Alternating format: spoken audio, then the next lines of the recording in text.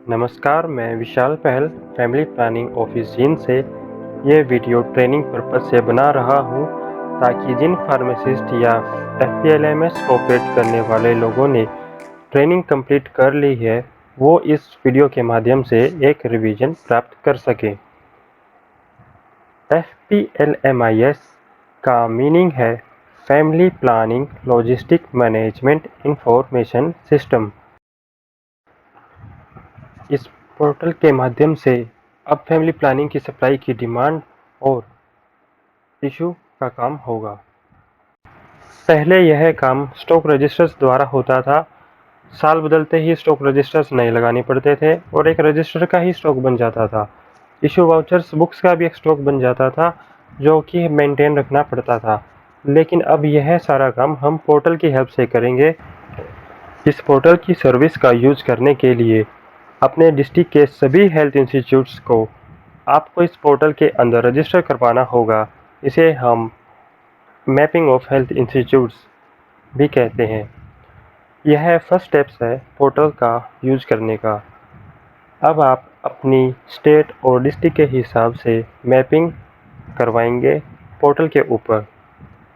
इस मैपिंग में आपको जैसे आप फिजिकली सप्लाई रिसीव करते हो उसी ऑर्डर में आपको यह मैपिंग करवानी है जिससे कि एफपीएलएमएस भी फिजिकल वर्ल्ड को रिप्रेजेंट करे।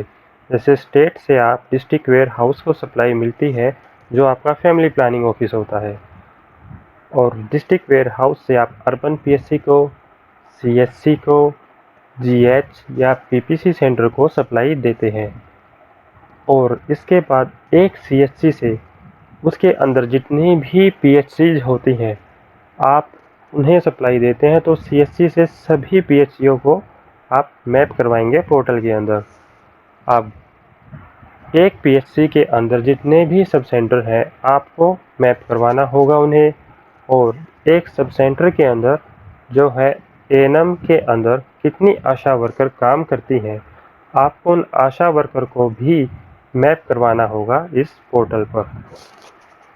जब आप ऐसा करवा देंगे, जो भी आशा की डिमांड होती है सप्लाई की वो पोर्टल के माध्यम से करेगी और वह डिमांड जो है एएनएम यानी सब सेंटर के पास पहुंच जाएगी और सब सेंटर से वो पीएचसी पर और पीएचसी से आप सीएचसी को डिमांड कर सकते हैं। अर्बन पीएचसी, सीएचसी और जीएच से जो भी आप डिमांड करोगे वो डिस्ट्रिक्ट वेयर हाउस के पोर्टल पर नज़र आने लगेगी, और जो डिस्ट्रिक्ट वेयर हाउस डिमांड करेगा वो स्टेट के पोर्टल पर नज़र आएगी। इस प्रकार जो आपका डिमांड का कार्य था जिसमें आपके पहले काफ़ी सारे पेपर वर्क होता था वो काम अब आप पोर्टल की हेल्प से कर सकते हैं, डिजिटल वे में काम कर सकते हैं। आइए अब हम ये देखते हैं कि जैसे रियल वर्ल्ड में हम एक इंस्टीट्यूट के अंदर सप्लाई देते हैं वैसे पोर्टल के माध्यम से हम क्लाइंट को इम्यूनाइजेशन रूम में नर्सेज या एएनएम को, लेबर रूम में भी नर्सेज या एएनएम को, और ओटी सेंटर में भी हम सप्लाई इस पोर्टल के माध्यम से इशू कर सकते हैं ताकि जो एक हेल्थ इंस्टीट्यूट्स की सर्विसेज हैं वो पोर्टल के माध्यम से भी वैसे ही मिल सके जैसे रियल वर्ल्ड में आप इसको इशू करने का काम करते हैं। डिस्ट्रिक्ट फैमिली प्लानिंग ऑफिसर अपने सभी हेल्थ इंस्टीट्यूट्स की प्रॉपर फॉर्मेट में मैपिंग तैयार करके स्टेट्स को रजिस्ट्रेशन के लिए भेज देंगे। रियल वर्ल्ड में सप्लाई की डिमांड फार्मासिस्ट तैयार करता है और उसे अपने अधिकारी जो एसएमओ या एमओ जो भी होते हैं उनसे अप्रूव करा के हायर इंस्टीट्यूट्स में भेजता है। उसी कंसेप्ट को यहाँ लगाया गया है।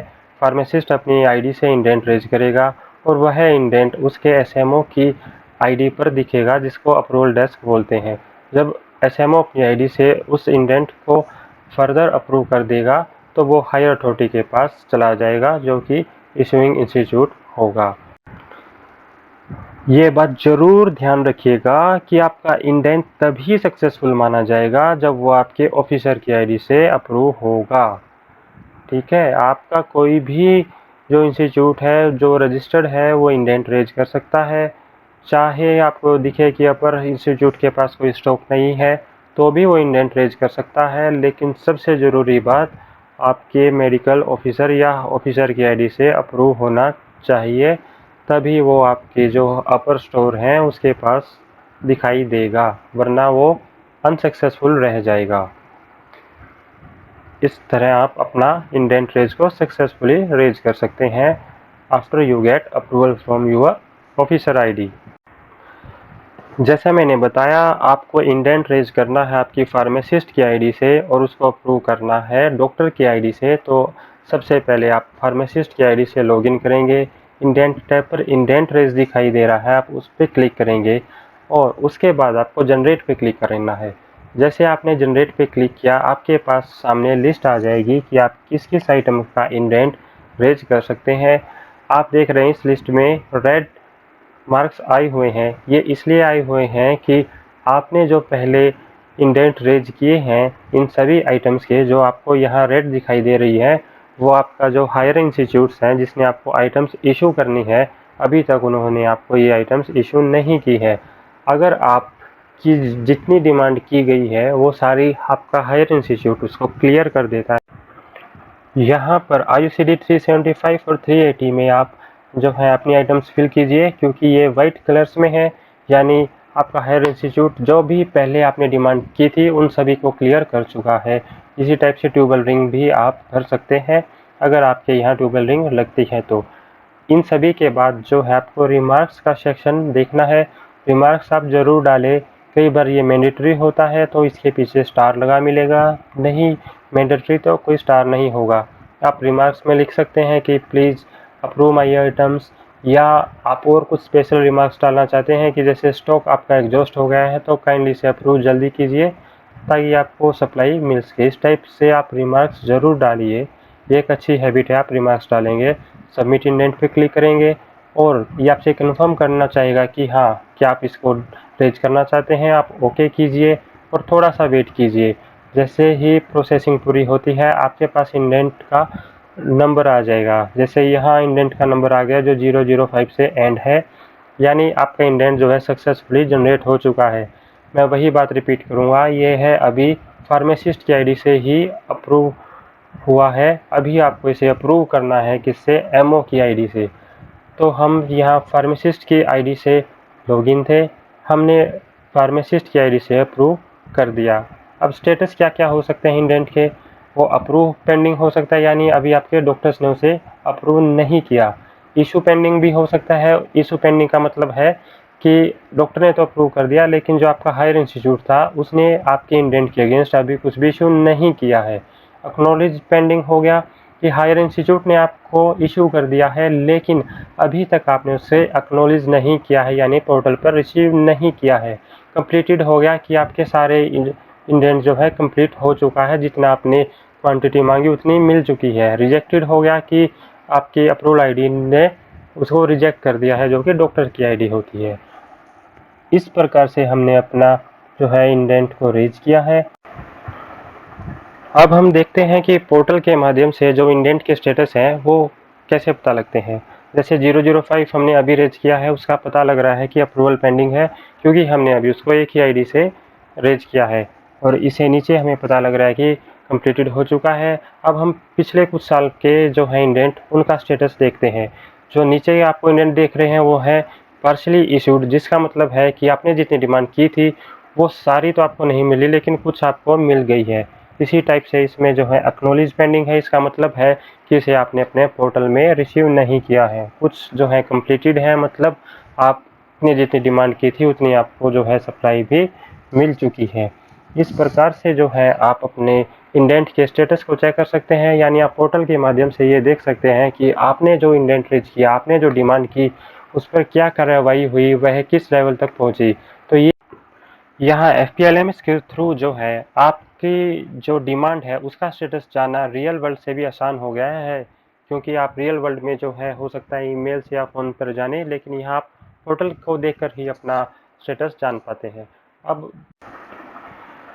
अप्रूवल आईडी से अप्रूव करने का काम, जो कि फार्मासिस्ट की आईडी से इंडेंट आया है, उसको अप्रूव करने का काम मोस्टली जो है डिस्ट्रिक्ट फैमिली प्लानिंग ऑफिसर जो है डिस्ट्रिक्ट लेवल पर, SMO CSC लेवल पर, MO या डेंटल ऑफिसर जो भी उस पर्टिकुलर इंस्टीट्यूट्स के इंचार्ज हैं उनकी रिस्पॉन्सिबिलिटी होगी कि वो टाइमली जो है फार्मासिस्ट की डिमांड को अप्रूव करें, जिससे वो हायर इंस्टीट्यूट पर जा सके और जो उनकी इंस्टीट्यूट की सप्लाई है वो उन्हें मिल सके। तो अप्रूवल डेस्क कैसा दिखेगा और वो कैसे अपनी जो फार्मासिस्ट की डिमांड है उसको अप्रूव करेगा ताकि वो हायर इंस्टीट्यूट्स को जा सके। अब हम क्या है लॉगिन करते हैं एक एसएमओ की आईडी से, जो कि एक सीएससी की आईडी है, वो एक अप्रूविंग आईडी है। जैसे हम लॉगिन करेंगे, आपको जब आप स्क्रीन को फर्स्ट टाइम खोलते हैं तो आपको ये कई बार दिखेगा कि आप अपना जो डिफ़ॉल्ट पासवर्ड है उसको चेंज कर लीजिए। इसमें हिंट क्वेश्चंस भी हैं, आप ये सब जो है चेंज कर सकते हैं डिफ़ॉल्ट पासवर्ड, अगर आपने अभी तक चेंज नहीं किया तो।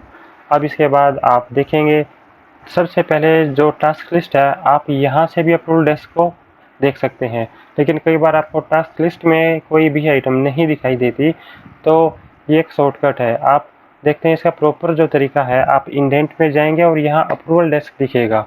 देखिए फार्मासिस्ट की आईडी पे आपको इंडेंट रेज भी दिख रहा था, लेकिन यहाँ पर केवल अप्रूवल डेस्क दिखेगा।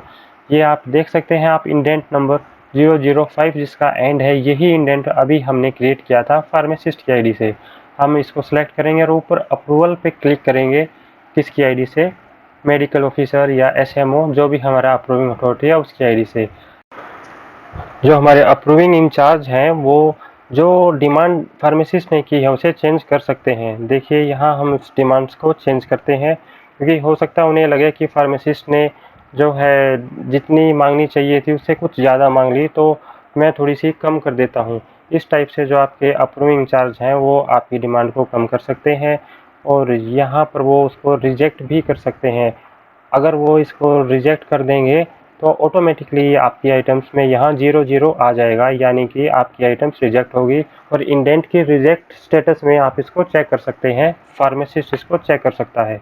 यहाँ रिमार्क्स जो है मैंडेटरी है, जब आप इसको रिजेक्ट करेंगे तो आपको जो भी रिमार्क्स दोगे वहाँ आपका फार्मासिस्ट इसको देख भी सकता है कि किस कारण से मेरा जो है रिजेक्ट हुआ। यहाँ हम सेटिस्फाई हैं तो हम उसको अप्रूव कर देंगे कि जितने आइटम्स उसने मांगी है फार्मासिस्ट ने, अप्रूव आईडी को लगता है कि वो सही है, वो उसको अप्रूव कर देगा। जैसे ही वो अप्रूव करता है तो आप देखोगे कि यहाँ पर जो है कोई भी और अप्रूविंग के लिए इंडेंट नहीं बचा, तो हम उसको अप्रूव्ड में जाके स्टेटस चेक करेंगे और अप्रूव्ड में आप देख सकते हैं 005 जो फार्मासिस्ट ने इंडेंट क्रिएट किया था वो यहाँ पर अब अप्रूव्ड स्टेटस हो चुका है।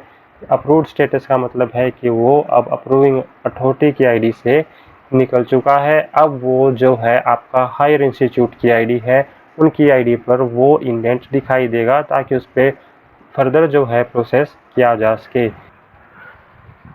अब इस पोर्टल के जरिए हमने सप्लाई इशू करनी है, तो अगर फार्मासिस्ट या एएनएम आपके इंस्टीट्यूट पर पोर्टल के माध्यम से इंडेंट करके आते हैं तो आप इस पोर्टल में ऑप्शन है इशू अगेंस्ट इंडेंट, उसके जरिए उन्हें सप्लाई देंगे।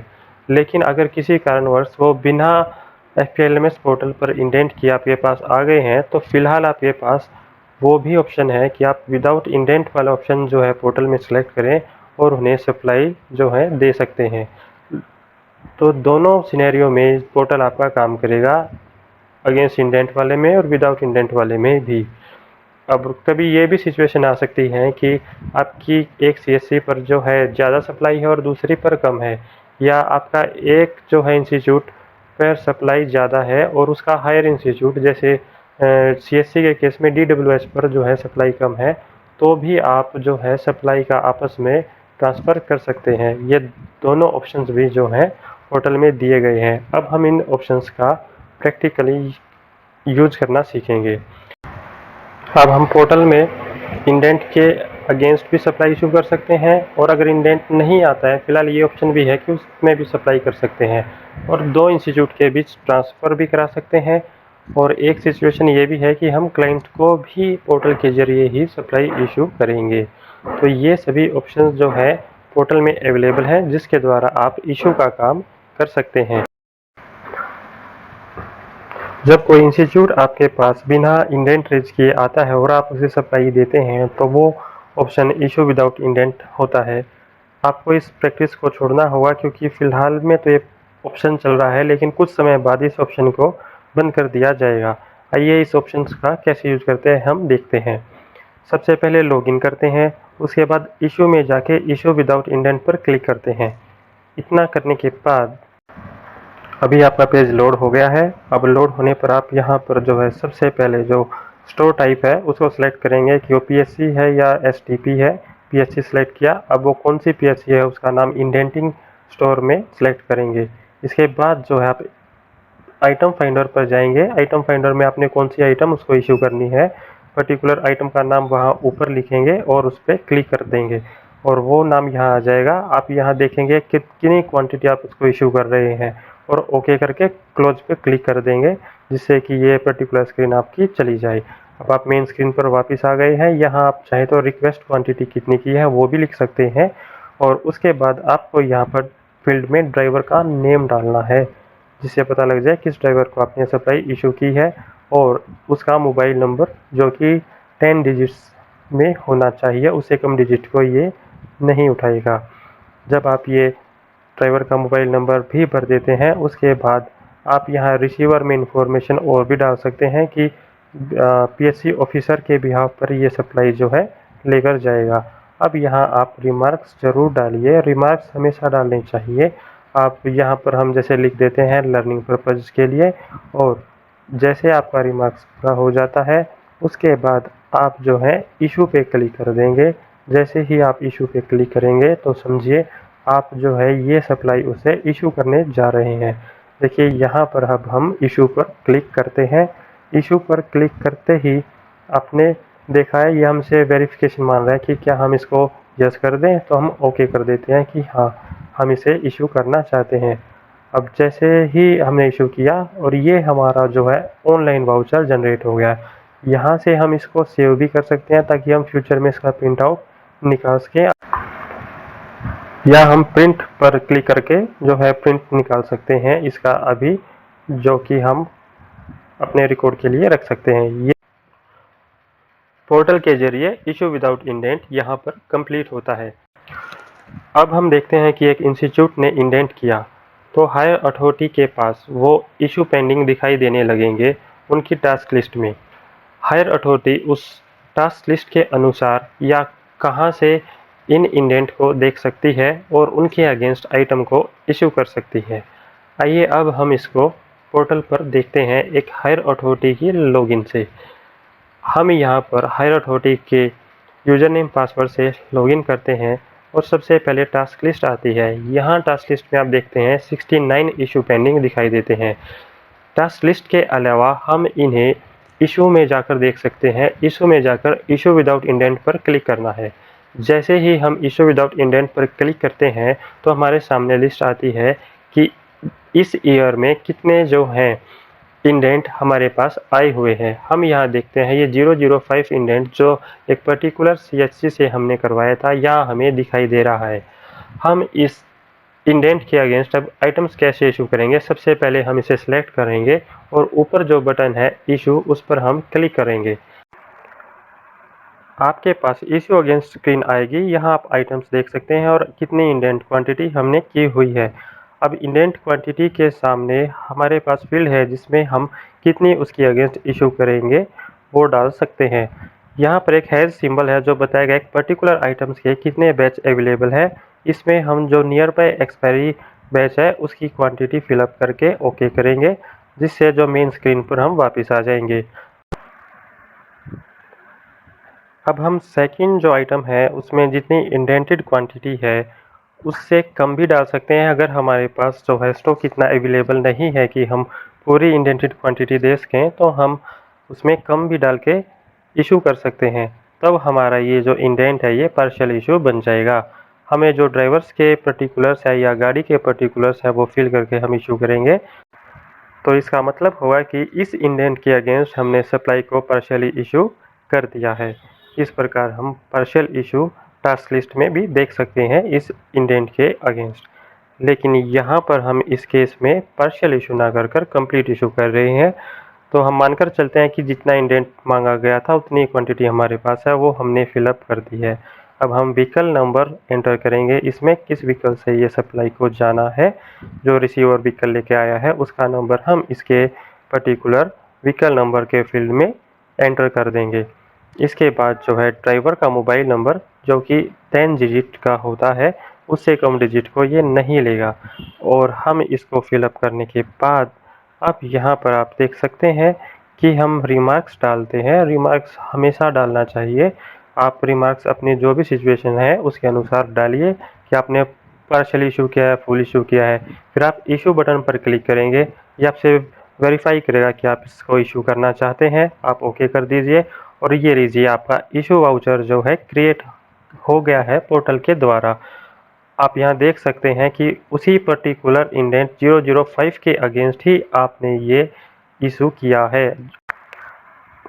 इस वाउचर में सभी पर्टिकुलर्स हैं, किसने किसको इशू किया है, डेट क्या है और इंडेंट नंबर क्या है। अब हम इसको सेव कर सकते हैं ताकि हम फ्यूचर में इसका प्रिंट आउट निकाल सकें। आप यहाँ नोटिस कीजिए कि जो आपका इशू नंबर है 001 वही आपकी जो है पीडीएफ का नेम भी है। अब आप इसको प्रिंटर के आइकन पर क्लिक कर कर प्रिंट आउट निकाल सकते हैं, जिससे आपका वाउचर जो है फिजिकल फॉर्म में आपके पास तैयार हो जाएगा और आप इसे फाइल में रख सकते हैं। यहाँ पर इशू अगेंस्ट इंडेंट का कंसेप्ट बिल्कुल क्लियर हो जाना चाहिए। ये बिल्कुल ही इजी है। अगर हमने आइटम्स को जितनी इंडेंट किया गया है उसके इक्वल ही इशू किया है तो कंप्लीटेड जो है आपका इंडेंट का स्टेटस हो जाएगा। अदरवाइज यह जो है पार्शियल इशू होगा, जो कि हायर अथॉरिटी के लॉगिन की टास्क लिस्ट में भी दिखाई देगा कि अभी जो इंडेंट है वो कंप्लीट नहीं हुआ है, अभी वह पार्शियल इशू हुआ है। तो ये इशू अगेंस्ट इंडेंट का कंसेप्ट यहाँ पर ख़त्म होता है। एक इंस्टीट्यूट पोर्टल के ऊपर अपना स्टॉक कैसे मैनेज करेगा? एक हायर अथॉरिटी इंस्टीट्यूट से उसको जो सप्लाई इशू करी गई है पोर्टल पर, वो उस सप्लाई की एंट्री कैसे करेगा या उस सप्लाई को कहाँ पर देख पाएगा? ये सारी चीज़ जो है रिसीव एंड एक्नॉलेज ऑप्शन होगा, उसके अंदर इंस्टीट्यूट चेक कर सकता है। जो भी हायर इंस्टीट्यूट उसको सप्लाई इशू करेगा, वह सारी सप्लाई उसे रिसीव एंड एक्नॉलेज ऑप्शन के अंदर दिखाई देगी। पहले एक ग्राउंड स्टॉक एंट्री का ऑप्शन होता था जो अब नहीं है। अब केवल रिसीव एंड एक्नॉलेजमेंट का ऑप्शन है। इंस्टीट्यूट को खुद से कोई भी एंट्री नहीं करनी है, उसे सिर्फ हायर अथॉरिटी से जो भी सप्लाई प्राप्त हुई है उसको फिजिकली तौर पर चेक करना है कि क्या उसमें कोई आइटम डैमेज है या कोई आइटम लॉस्ट है। सप्लाई का फिजिकल वेरिफिकेशन करने के बाद अब इसको पोर्टल पर रिसीव करेंगे। इसके लिए हम इंस्टीट्यूट सीएससी की आईडी से लॉगिन करेंगे, क्योंकि इसका जो इंडेंट था उसके अगेंस्ट डीडब्ल्यूएच ने इसे सप्लाई इशू की है। जब हम इस पर लॉगिन करेंगे तो हम स्टॉक ऑप्शन पर जाएंगे जहां रिसीव एक्नॉलेजमेंट मेन्यू होगा। अब रिसीव एक्नॉलेजमेंट जो मेन्यू है उस पर हम क्लिक करेंगे तो यहाँ देख सकते हैं दो ट्रांसफ़र हमें किए गए हैं। 001 जो ट्रांसफ़र है सेम है जो इशू नंबर हमने 001 अभी देखा था डीडब्ल्यूएच की आईडी से, और 005 यहाँ पे रिक्वेस्ट नंबर है जो इंडेंट किया था सीएससी की आईडी से। अब हम इस इशू नंबर को सिलेक्ट करेंगे और व्यू पे क्लिक करेंगे, जिसमें हम इसमें क्या क्या आइटम हमें इशू की है उसकी डिटेल देख सकते हैं। हम बैक पर जाएंगे और इसी इशू नंबर को सिलेक्ट करके रिसीव एंड एक्नॉलेजमेंट ऑप्शन पर क्लिक करेंगे। यहाँ पर हम देख सकते हैं कि हमें कौन सी आइटम जो है यहाँ पर इस पर इशू की गई है। सबसे पहले हम देख सकते हैं कि एक्नॉलेज क्वांटिटी जैसे 10 है और 15 है, और उसके अगेंस्ट में जो रिसीव क्वांटिटी हमने एंटर करनी है कि कितनी हमें सप्लाई रिसीव हुई है, और इसके साथ में जो है डैमेज क्वांटिटी है और डैमेज के आगे शॉर्टेज क्वांटिटी। ये सारी इन्फॉर्मेशन हमने इसमें डालनी है। हम रैक नंबर भी डाल सकते हैं कि किस रैक में हमने ये आइटम रखी है।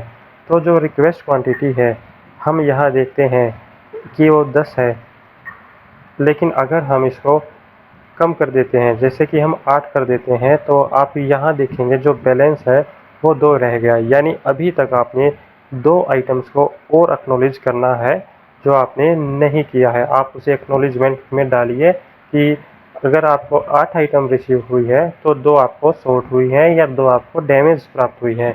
उसके अकॉर्डिंग ही पोर्टल जो है यहाँ पर आपको दिखाएगा कि आपने जो सारी आपको इशू की गई है उसे एक्नॉलेज कर लिया है।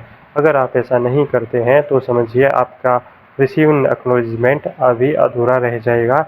यहाँ बैलेंस क्वांटिटी को आप 0 बनाइए उसके लिए आप जो भी इंफॉर्मेशन है इसमें पूरा डालिए। अगर पूरी की पूरी आइटम आपकी सारी सही है तो आप रिसीव एंड क्वांटिटी में 10 डालिए। अगर आपकी कुछ क्वांटिटी जो शॉर्ट है तो आप शॉर्ट के अंदर जो है 2 डाल दीजिए और जो आपकी रिसीव वाली है उसके अंदर 8 डाल दीजिए, जिससे आपका जो बैलेंस क्वांटिटी है वो 0 हो जाए। उससे ये श्योर हो जाता है कि आपने जो रिसीव किया है वो पूरी तरह से रिसीव किया है, आपने कोई पार्शली रिसीव नहीं किया है। अब आप रिमार्क्स ज़रूर डालिए, जो मैं कहता आया हूँ रिमार्क्स हमेशा डालना ज़रूरी होता है।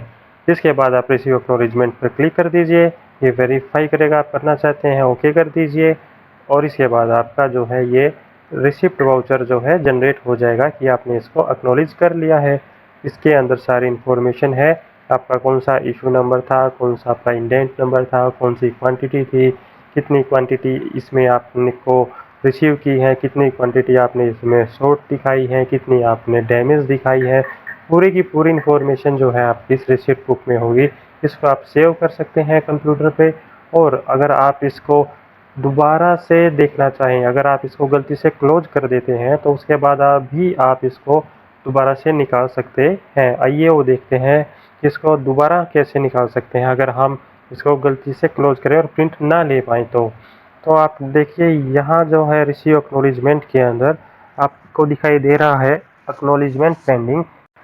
आप इस पर क्लिक कीजिए, नीचे क्लोज का ऑप्शन है, क्लोज पर क्लिक करेंगे तो आपके पास सभी एक्नॉलेज आ जाएंगे जो पूरे हो चुके हैं। आप पेज नंबर 2 पे जाइए, जो लेटेस्ट आपको एक्नॉलेज दिखाएगा। यहाँ पेज नंबर 2 पे आप ट्रांसफ़र नंबर में देखिए सेम इशू नंबर 001 जो हमने अभी किया है, आप इसको सेलेक्ट कीजिए और अब यहाँ व्यू के अंदर वी का ऑप्शन आएगा, आप इस पर क्लिक कीजिए। बस आपकी रिसिप्ट जो है दोबारा से जनरेट हो जाएगी। अब आप इसको कंप्यूटर में सेव कर सकते हैं। तो ये नहीं है कि गलती से क्रॉस हो जाए तो आपको दोबारा से रिसिप्ट मिलेगी नहीं, आप कितनी बार भी इसको निकाल सकते हैं। तो रिसीव एंड एक्नॉलेज का जो ये पोर्शन है यहाँ कंप्लीट होता है।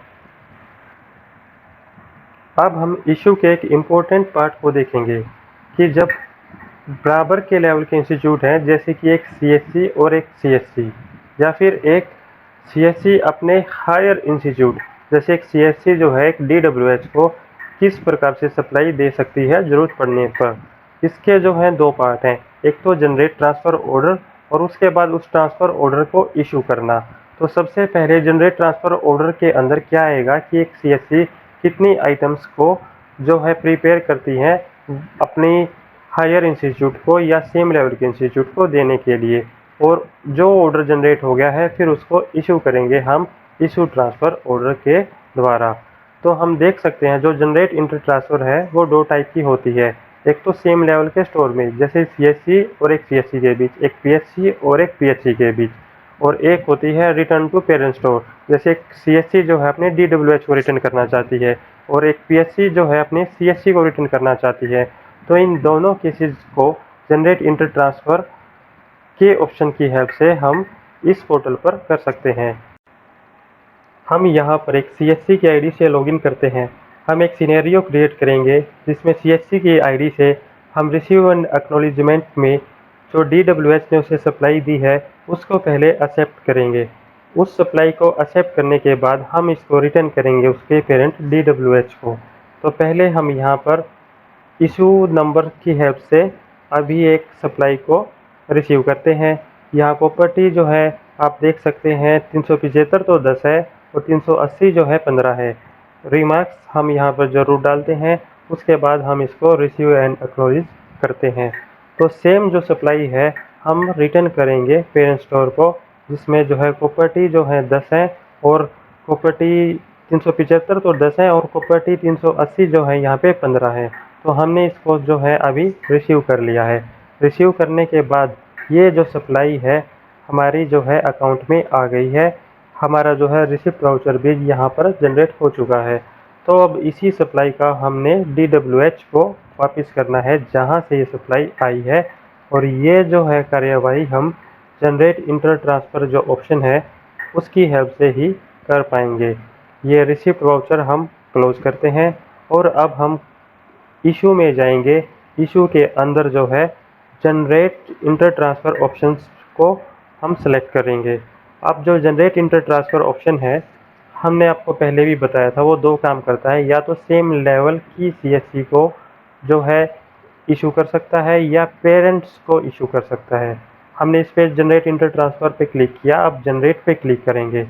जैसे हम जनरेट पे क्लिक करते हैं, ये हमसे पूछता है कि आप जो है क्या सेम लेवल के जो आपके स्टोर हैं उन पे इसको वर्क कराना चाहेंगे या अपर लेवल पे, जो कि आपकी DWH होगा सीएससी के केस में। हमने यहाँ अपर लेवल जो है रिटर्न टू पेरेंट स्टोर को सिलेक्ट किया।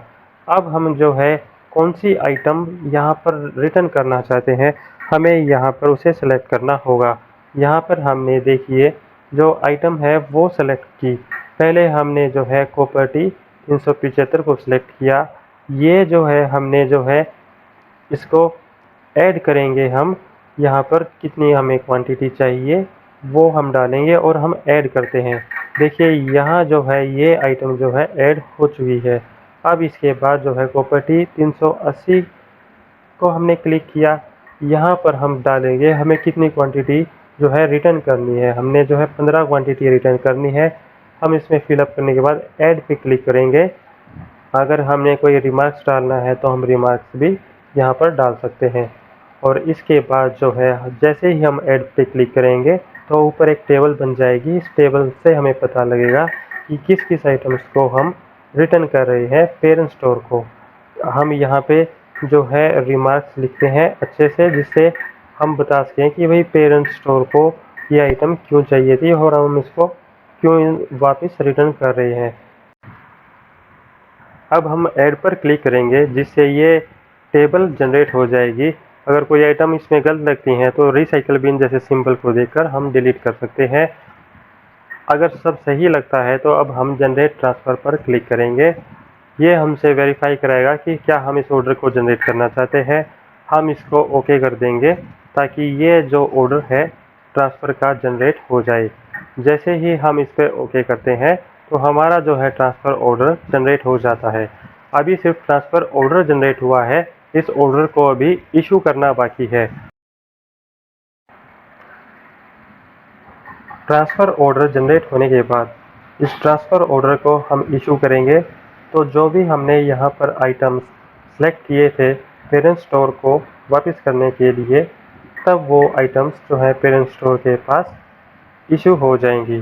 तो अब हम देखते हैं कि इस ट्रांसफ़र ऑर्डर को हम इस पोर्टल के माध्यम से कैसे इशू करेंगे। इशू पर जाएंगे और इशू ट्रांसफ़र ऑर्डर पर क्लिक करेंगे। यहाँ पर हम इशू का जो नंबर है ट्रांसफ़र ऑर्डर नंबर है उसको सेलेक्ट करेंगे और फिर गो पे क्लिक करेंगे। जैसे ही हम गो पे क्लिक करते हैं हमारे पास पूरी इन्फॉर्मेशन आ जाती है कि किस आइटम को हमारी अपनी सीएससी से पेरेंट स्टोर DWH को ट्रांसफ़र करना चाहते हैं।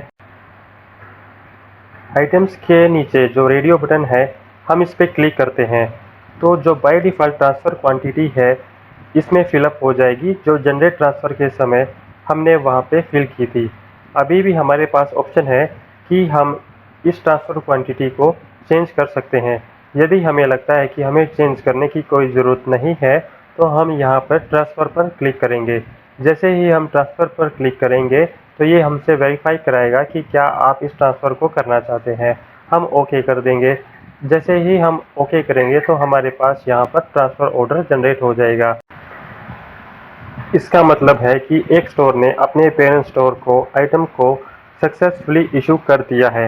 यहाँ हमने देखा कि किस प्रकार एक सीएससी स्टोर से उसके पेरेंट स्टोर DWH को हमने 2 आइटम्स IUCD 375 एंड IUCD 380 को सक्सेसफुली इशू कर दिया है। तो अब ये आइटम जो है पेरेंट स्टोर के रिसीव एक्नॉलेजमेंट में दिखाई देंगी।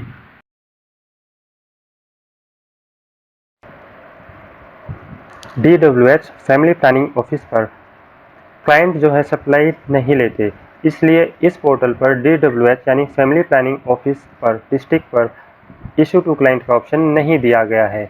लेकिन यह option CSC, PSC, urban PSC, GH या PPC सेंटर इन सभी पर अवेलेबल है। इस ऑप्शन का यूज़ करने के लिए हम इशू में जाके इशू टू क्लाइंट का चूज़ करेंगे। यहाँ पर क्लाइंट का जो है मोबाइल, आधार और नेम ये सभी जो है ऑप्शन अवेलेबल है, लेकिन अभी तक ये मैंडेटरी नहीं है। अगर आप ये फिल नहीं भी करते तो भी आप जो है पोर्टल पर इन्हें इशू कर सकते हैं। लेकिन गुड प्रैक्टिस है कि आप एटलीस्ट जो है जिस क्लाइंट को दे रहे हैं उसका नाम और मोबाइल नंबर ज़रूर फिलअप कीजिए, एटलीस्ट उसका नेम तो ज़रूर फिल कीजिए। इससे जो आपका जो रिकॉर्ड है वो काफ़ी अच्छा मेंटेन रहेगा। अब हम इशू पे जाके इशू टू क्लाइंट ऑप्शन पे क्लिक करेंगे और उसके बाद एक मोहन नाम के क्लाइंट को हम कुछ सप्लाई इशू करेंगे।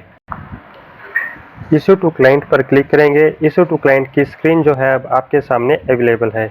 यहाँ पर आप देख सकते हैं कि क्लाइंट का नेम, क्लाइंट का आधार नंबर, मोबाइल नंबर, उसकी एज, सेक्स, ये सभी इंफॉर्मेशन आप इसके अंदर एंटर कर सकते हैं जिससे आपका एक रिकॉर्ड प्रॉपर मेंटेन हो जाए।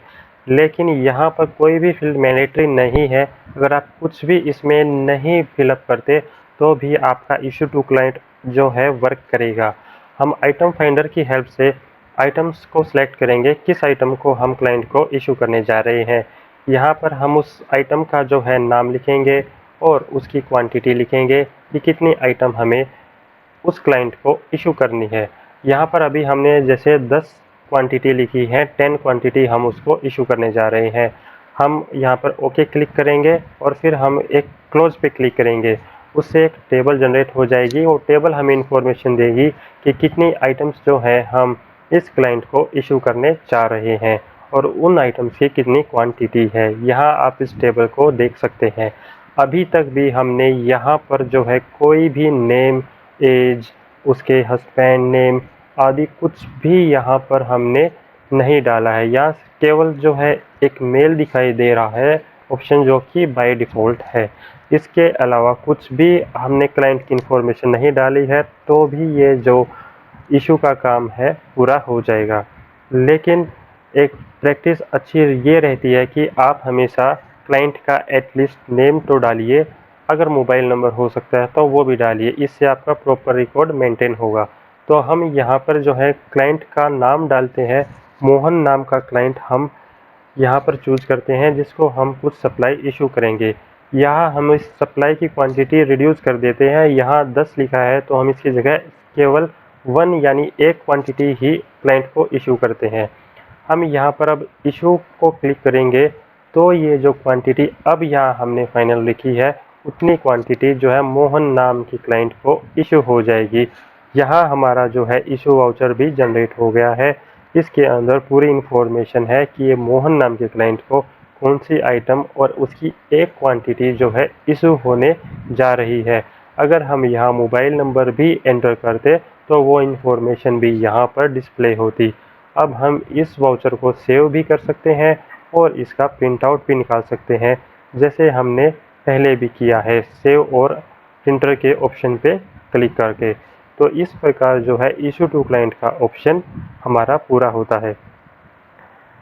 यहाँ पर हम कितने भी क्लाइंट्स को ऐसे इशू कर सकते हैं। अब इसके बाद जो है हम रिपोर्ट्स के ऑप्शन को देखते हैं कि हम इस पोर्टल के माध्यम से कौन-कौन से रिपोर्ट्स जनरेट कर सकते हैं। जैसे करंट स्टॉक पे हम क्लिक करते हैं तो ये यहाँ बताता है कि आप कौन सी आइटम का स्टॉक चेक करना चाहते हैं। जैसे हमने यहाँ केवल अंतरा का स्टॉक चेक करना है, हम अंतरा सेलेक्ट करेंगे और क्लिक कर देंगे तो ये हमारे पास बता रहा है कि DWH पर अभी हमारे पास इतने अंतरा के आइटम्स जो हैं अवेलेबल हैं। इसके अलावा अगर हम चाहते हैं एक बार में सारी आइटम सेलेक्ट हो जाएं तो हम डबल एरो पे क्लिक करेंगे और ऊपर क्लिक करेंगे ताकि उनकी बैच नंबर भी आ जाए। जैसे रिपोर्ट हम जनरेट करेंगे तो आप देख सकते हैं यहाँ पर सभी आइटम का नेम और उनके बैच नंबर भी मेंशन है। यहाँ अंतरा 2 बार इसलिए है क्योंकि ये 2 अलग-अलग बैच की रिपोर्ट जनरेट करता है। तो कितना आसान है इस पोर्टल के थ्रू अपने स्टॉक की जानकारी लेना। आपको किसी भी रजिस्टर को देखने की ज़रूरत नहीं है, जस्ट एक सिंगल क्लिक और आप कभी भी देख सकते हैं आपका क्या स्टॉक जो है अवेलेबल है आपके पास। एक बहुत ही इम्पोर्टेंट फीचर है इसका स्टॉक बिन कार्ड। स्टॉक बिन कार्ड जो है आपका एक लेजर रजिस्टर जो होता है उसका काम करता है। हमने अंतर आइटम सेलेक्ट की और हम इसका स्टॉक बिन कार्ड जनरेट करते हैं। अब आप इस कार्ड के अंदर देखिए, इसके अंदर बिल्कुल एक-एक डिटेल है कि आपने अंतरा किस डेट को इस पोर्टल पे रिसीव किया और किस डेट को आपने इसको किसी को इशू किया। एक-एक पर्टिकुलर CSC जिस-जिस को आपने इशू किया है वो भी इंफॉर्मेशन है, और किस किस से आपने रिसीव किया है, किसी सीएससी से बैक टू पेरेंट स्टोर किया है या फिर आपने स्टेट से इसको रिसीव किया है, सारी इंफॉर्मेशन आपकी स्टॉक बिन कार्ड के अंदर है। यानी एक टाइप से ये आपका एक स्टॉक लेजर रजिस्टर है, जिसके अंदर आप इशू आइटम्स और किस डेट को आपने रिसीव की है सारा एक ही अंदर देख सकते हैं, स्टॉक बिन कार्ड। इसके अलावा जो है कंजम्पशन रिपोर्ट, जहाँ क्लाइंट होंगे वहाँ अब रिसीव रिपोर्ट जो है एक सिंगल रिपोर्ट होगी, जो आप ये देख सकते हैं कि किस डेट को आपने कौन कौन सी आइटम्स को रिसीव किया है। ओनली रिसीव की रिपोर्ट देखनी है। यहाँ आप देख सकते हैं कि ये पर्टिकुलर आइटम्स आपने जो है यहाँ पर रिसीव की हुई है, और अब आपके पास ये जो है कितनी आइटम्स टोटल आपने रिसीव की है। कितना इजी है आपको ये जानना कि आपने कौन कौन से स्टोर से कितनी आइटम को रिसीव किया है। अगर इसी चीज़ को आप अपने फिजिकल स्टॉक रजिस्टर में देखने लगे तो हो सकता है आपका बहुत सारा टाइम सिर्फ इसी में चला जाए।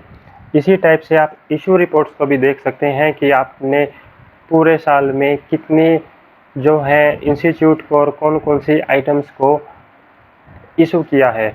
ये रिपोर्ट भी जो है आपकी जस्ट 1 मिनट भी नहीं लगता और आपके पास ये रिपोर्ट जो है अवेलेबल हो जाती है। अगर आप इसी चीज़ को स्टॉक रजिस्टर से देखने लगे तो आपका हो सकता है घंटे 2 घंटे पूरा दिन भी चला जाए और रिपोर्ट भी गलत हो जाए, लेकिन यहाँ पर गलती का भी चांस नहीं है और आपकी रिपोर्ट भी बिल्कुल फास्ट से जनरेट होती है। तो यहाँ जो है आप बैच सर्च का यूज कर सकते हैं, और भी बहुत सारी जो रिपोर्ट्स यहाँ पर जो आप यहाँ पे जनरेट कर सकते हैं। तो ये जो है एक नॉन फंक्शनल यूजर की रिपोर्ट भी आप यहाँ पर देख सकते हैं। आप इसके अंदर देख सकते हैं कि आपके अंदर जो मैप इंस्टीट्यूट है वो कितने जो है वर्किंग में है। यहाँ पर आप देख सकते हैं कि कितनी सीएससी ने एक बार भी इस पर जो है पोर्टल पर इंडेंट नहीं किया। तो यहाँ पर एक सीएससी है जिसने नहीं किया, उसका नाम आपको यहाँ दिखाई देगा। इसी टाइप से आपकी कितनी पीएससीओ ने इस पोर्टल पर एक बार भी इंडेंट नहीं किया, यहाँ उनका नाम आपको डिस्प्ले होगा। यानी जो भी आपकी यहाँ पर संख्या लिखी हुई है उस पर क्लिक करोगे तो उसके नाम भी जो है आपके सामने इस रिपोर्ट में जनरेट हो जाएंगे। इसी टाइप से आप नीचे और रिपोर्ट्स देखेंगे कि फ्रीक्वेंटली कौन कौन इस पोर्टल पर काम नहीं कर रहा, कितनी उनकी संख्या है। अगर आप उस संख्या पर क्लिक करेंगे तो आपके पास जो है लिस्ट जनरेट हो जाएगी। आशा एनम कौन कौन है जिन्होंने इस पोर्टल पर जो है अपडेट का कार्य 1 मंथ में नहीं कर रही, क्योंकि आशा एनम को हर महीने इस पर काम करना चाहिए। तो यहाँ उनकी भी लिस्ट जो है जनरेट हो जाएगी। इस पोर्टल का यूज़ करते समय आपको एक प्रॉब्लम या एक चैलेंज को फेस करना होगा कि जो आपके इंस्टीट्यूट के अंडर मैप्ड इंस्टीट्यूट हैं वो आपको ये कहेंगे कि वो अपना पासवर्ड भूल चुके हैं। तो आपको इसके लिए वरी करने की ज़रूरत नहीं है, क्योंकि उनके पासवर्ड को रीसेट आप अपने ही पोर्टल से कर सकते हैं। उसके लिए एडमिन टैब का आपको यूज़ करना है। एडमिन टैब के यूज़ से आपके इंस्टीट्यूट के अंदर जितने भी मैप इंस्टीट्यूट हैं उन सभी के पासवर्ड और मोबाइल नंबर को आप रीसेट कर सकते हैं। एडमिन टैब में जाइए, रीसेट पासवर्ड पर जाइए। यहाँ पर आपके पास सभी जो इंस्टीट्यूट हैं उनकी लिस्ट आ जाएगी जो रजिस्टर्ड हैं। आप पर्टिकुलर स्टोर टाइप में जाकर एक इंस्टीट्यूट सेलेक्ट कीजिए, जैसे सीएससी पीएससी। जैसे आपने सीएससी पे क्लिक किया तो जितने भी आपकी यहाँ पर सीएससी रजिस्टर्ड है उनकी लिस्ट आपके पास आ जाएगी। आपको जस्ट उस लिस्ट में सेलेक्ट करना है एक सीएससी को जिसका पासवर्ड आपको रीसेट करना है। नीचे रीसेट ऑप्शन पे क्लिक करेंगे और बस आपका जो उस पर्टिकुलर सीएससी का पासवर्ड है जो पहले डिफ़ॉल्ट पासवर्ड उन्हें मिला था उस पर रीसेट हो जाएगा।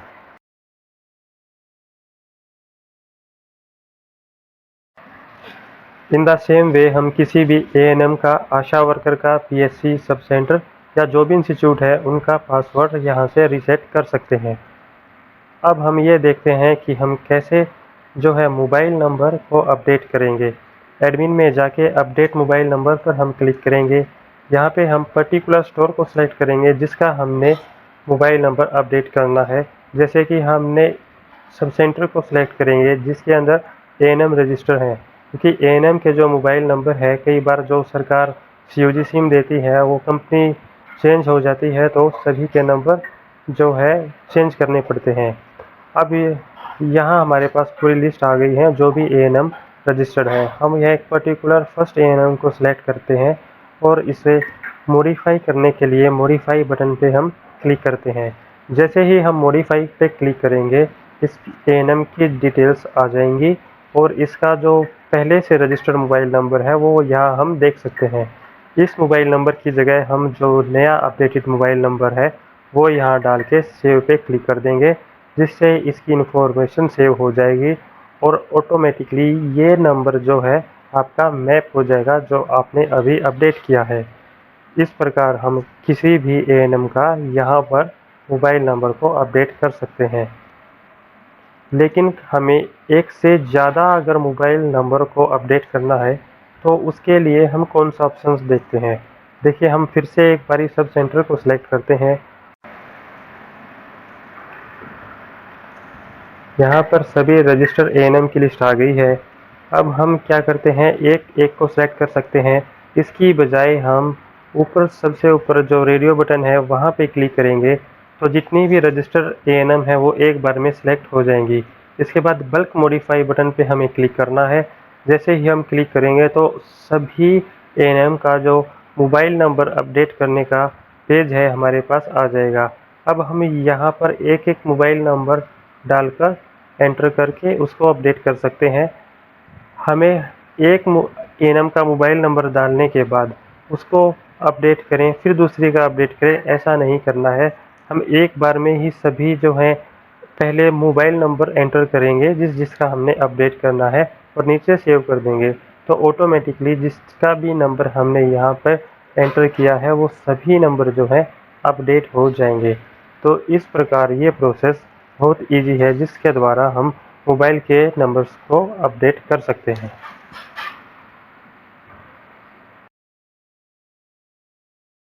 अप्रूविंग आईडी से लॉगिन करने पर एक फंक्शन होता है सुपरवाइजरी डैशबोर्ड। उसका इस पोर्टल में क्या यूज है? बेसिकली ये फंक्शन का यूज है कि आपका जो इंस्टीट्यूट है और उसके अंदर मैप्ड इंस्टीट्यूट है वो काम कैसे कर रहे हैं पोर्टल पे, इस चीज़ की मॉनिटरिंग के लिए सुपरवाइजरी डैशबोर्ड का यूज किया गया है। सबसे पहले हम डैशबोर्ड पर जाएंगे, वहाँ सुपरवाइजरी डैशबोर्ड का ऑप्शन मिलेगा, उसे क्लिक करेंगे। यहाँ पर ऑपरेशनल स्टेटस जो है सबसे पहले आपको दिखाई दे रहा है कि आपके कितने स्टोर बन गए हैं और कौन से स्टोर आपके जो हैं ऑनलाइन इंडेंट कर रहे हैं। तो अब हम यहाँ पर देखते हैं कि कितनी पीएचसी यहाँ पर ऑनलाइन इंडेंट कर रही है। जैसे हम क्लिक करेंगे उनके नंबर पे तो हमारे पास आ जाएगा कितनी पीएच। नेक्स्ट अब हम देखते हैं कि कितने ऐसे स्टोर हैं जिन्होंने इंडेंट के अगेंस्ट इशू किया है। जैसे यहाँ पर अगर हम सीएससी देखते हैं तो सीएससी के 2 नंबर पे क्लिक किया तो उन दोनों का नाम आ जाएगा कि इन दोनों सीएससी ने इशू अगेंस्ट इंडेंट किया है। अब नेक्स्ट ऑप्शन है कि इशू अगेंस्ट इंडेंट या फिर इशू विदाउट इंडेंट, इनमें से कितने ऐसे हैं जिन्होंने ये किया है। तो हम पीएचसी के नंबर पे क्लिक करते हैं तो यहाँ जितने नंबर हैं उन सभी का जो है नाम यहाँ पर आ जाएगा कि इतने जो है इंस्टीट्यूट है जिन्होंने इन दोनों में से एक काम को किया है, पीएचसी ने ऑनलाइन इंडेंट किया है। कितने स्टोर ऐसे हैं जिन्होंने एसएमएस या मोबाइल ऐप के द्वारा अपना स्टॉक अपडेट किया है, वो आपको इस ऑप्शन से पता लग जाएगा। इसके बाद जो है आपके पास है कि कितने स्टोर ऐसे हैं जिन्होंने विदाउट इंडेंट ही इशू किया है। जैसे हम यहाँ पीएचसी देखते हैं तो ये 2 पीएचसी ऐसी हैं जिन्होंने केवल विदाउट इंडेंट ही इशू का काम किया है। इसके बाद है इशू टू क्लाइंट, जो हमें बताता है कि कौन से स्टोर ऐसे हैं जो अपने पोर्टल के जरिए क्लाइंट को भी सप्लाई इशू कर रहे हैं। जैसे हम यहाँ पर अगर पीएचसीज पे क्लिक करते हैं तो हमें लिस्ट मिल जाती है कि कौन से स्टोर ऐसे हैं जो पोर्टल के थ्रू क्लाइंट को भी।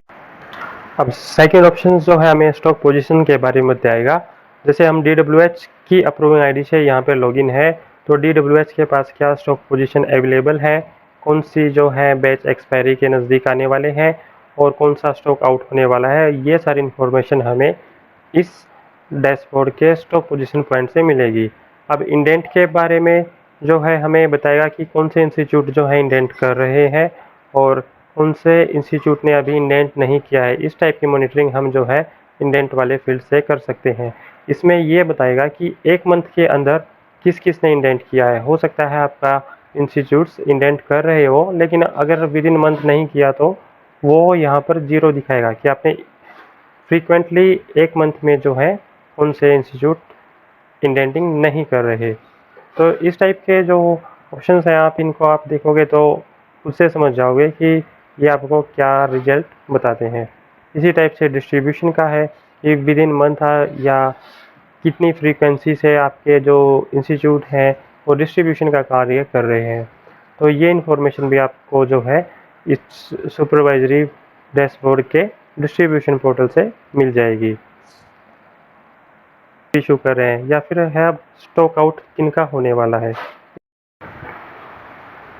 मॉनिटरिंग के बारे में इस वीडियो में इतना ही इनफ है, क्योंकि इससे ज़्यादा अगर हम यहाँ कवर करेंगे तो वीडियो बहुत ज़्यादा लेंथी होने वाला है।